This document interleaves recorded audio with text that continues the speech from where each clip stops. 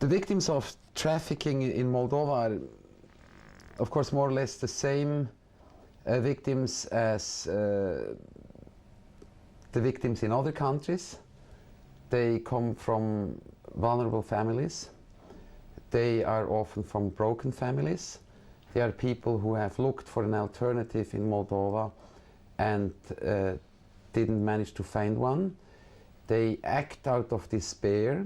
The question is always, how well did the victim know before she left, before she entered the trafficking trap, what is going to happen to her, how much she is guilty of the situation she ends up with. And in my personal experience, and having talked to many victims personally, to have listened to many accounts and read a lot of stories, summaries of what happened to them, it is completely unfair to blame the victims. Because even if they knew that they had to work in a bar, they never imagined the working conditions, and they were always promised things they would never get. So part of the blindness that we have, the naiveness, the blindness that we've observed among the victims, comes from a refusal to believe that there cannot be something better outside Moldova. Yes, they're naive, they're vulnerable, and they're in despair. Maybe the best way to summarize despair is in cases that I've talked to where they actually knew that they would have to work as prostitutes. And when I investigated how they could, even before they left, how they could consent to such a situation, it was clear that given their situation at home with a sick mother, a younger brother who had to go to school, and just being responsible for the family, that whatever she did as a sacrifice. And if we turn the story around and blame her for having sacrificed for the better of, or for the good of her family, without knowing the horrible consequences, how it would be in practice, then we are wrong. We should not blame the victims. Poverty is a general concept which leads to all sorts of other social decay. It leads to alcoholism, it leads to divorce, to broken homes, it leads to young people not knowing where to sleep, not knowing where to run, not knowing where to hide. So poverty is kind of a general context, but it is an insufficient condition by itself to lead to trafficking. We believe that a poor context leads to certain people becoming extremely vulnerable, which then are likely or could be tempted by a trafficking situation. And that's why we always said that the best prevention is to identify those who can be identified who are in such an extremely vulnerable situation, and try to help them before it happens. So the international community, unfortunately, has been almost greedy and obsessed with stretching out their protective arm and hands to the victims of trafficking, but completely overlooking that if to the sisters, in the literal sense, of those who became victims, if they could be helped, who are in a similar situation, they could actually help them prevent from giving themselves up and ending up in trafficking.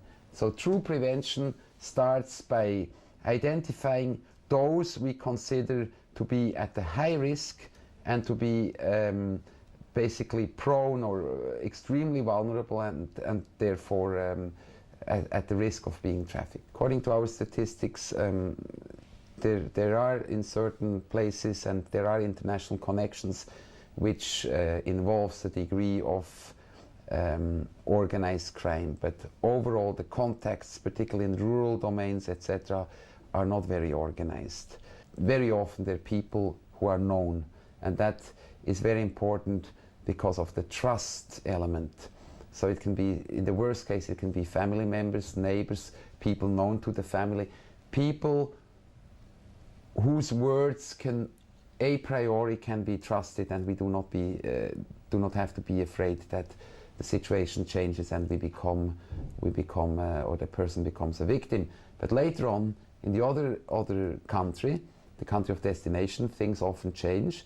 The women are sold, and then they're sold onwards from bar to bar, from brothel to brothel, from sauna to sauna. I've observed many times how victims who came back were extremely bitter and even full of feelings of revenge towards the person who misled them in the first place into the trafficking situation. The situation has become better. I know that this is the wrong thing to say to the donors, but we have to be honest. It has become better on two levels. First of all, we used to have, not many years ago, many victims from the Balkan states.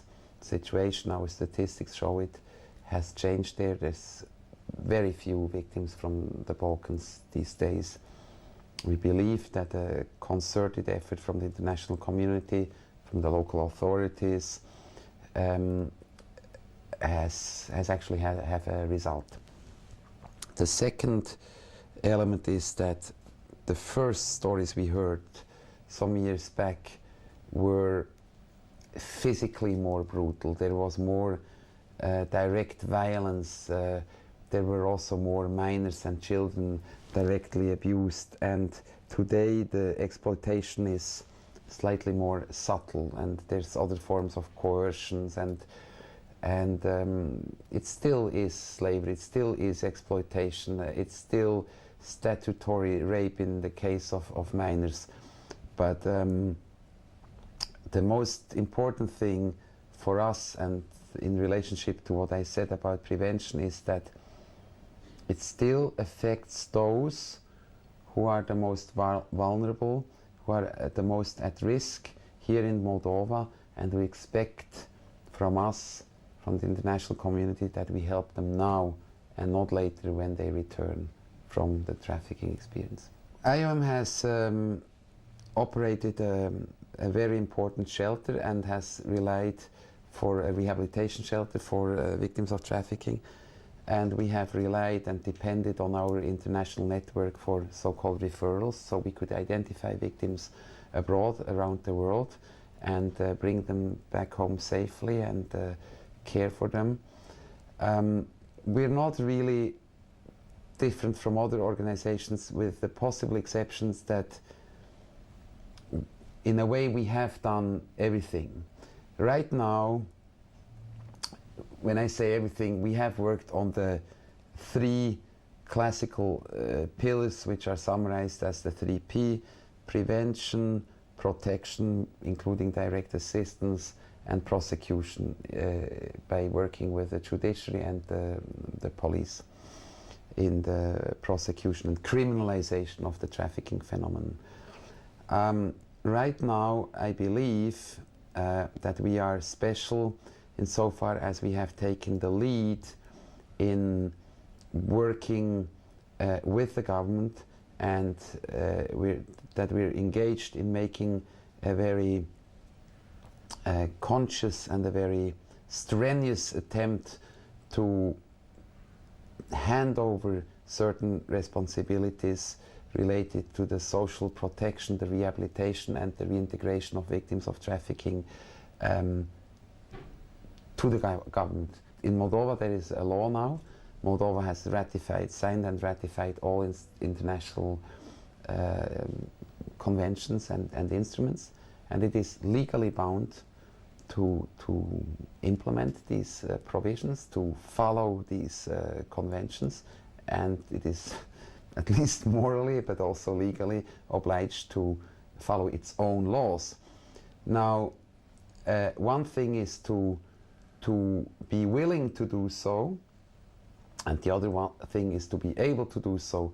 We are already extremely happy to see that there is a willingness, particularly in the Ministry of Health and Social Protection, to assume this responsibility and to understand that this is an obligation that needs to be fulfilled and taken seriously. The same is true with the Ministry of Foreign Affairs, with its work in the context of repatriation of victims, but also with its presence abroad, including in countries of destination where the ministry or the consulates should proactively help and interfere in freeing Moldovans who are detained or who are kept as slaves, so to speak, and then to safely return them.